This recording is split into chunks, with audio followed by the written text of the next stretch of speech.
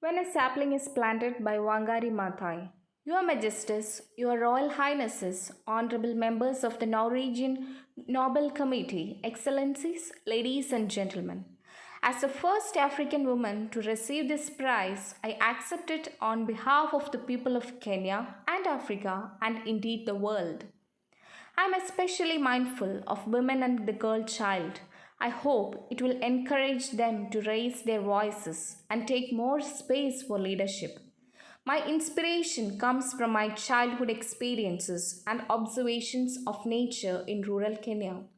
As I was growing up, I witnessed forests being cleared and replaced by commercial plantations, which destroyed local biodiversity and the capacity of the forest to conserve water. In 1977, when we started the Green Belt movement, I was partly responding to the needs identified by rural women, namely lack of firewood, clean drinking water, balanced diets, shelter, and income. Throughout Africa, women are the primary caretakers, holding significant responsibility for tilling the land and feeding their families.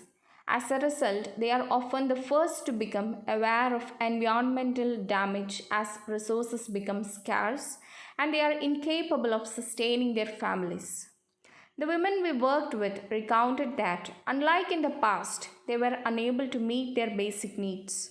This was due to the degradation of their immediate environment as well as the introduction of commercial farming, which replaced the growing of household food crops. But international trade controlled the price of the exports from these small scale farmers, and a reasonable and just income could not be guaranteed.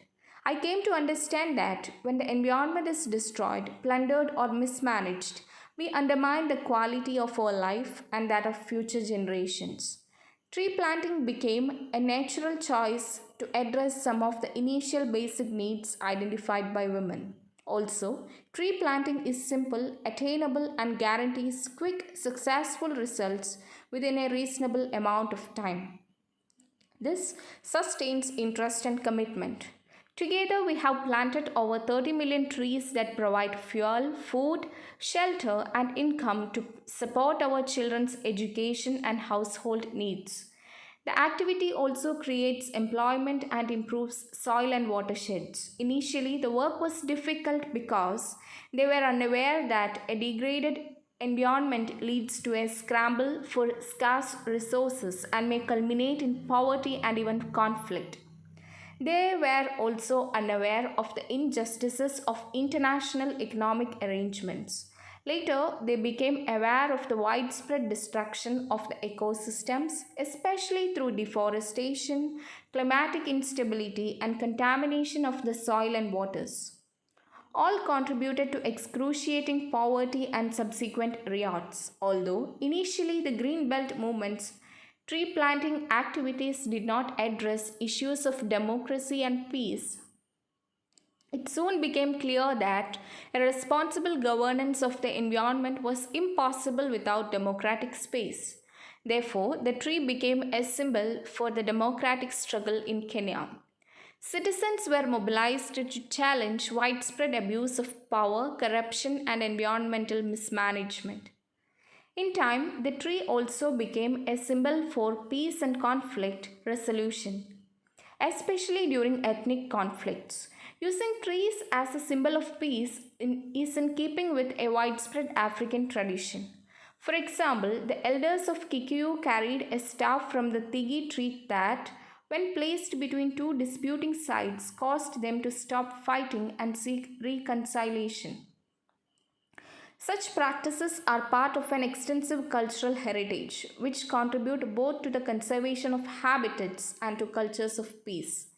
Excellencies, friends, ladies, and gentlemen, it is 30 years since we started this work.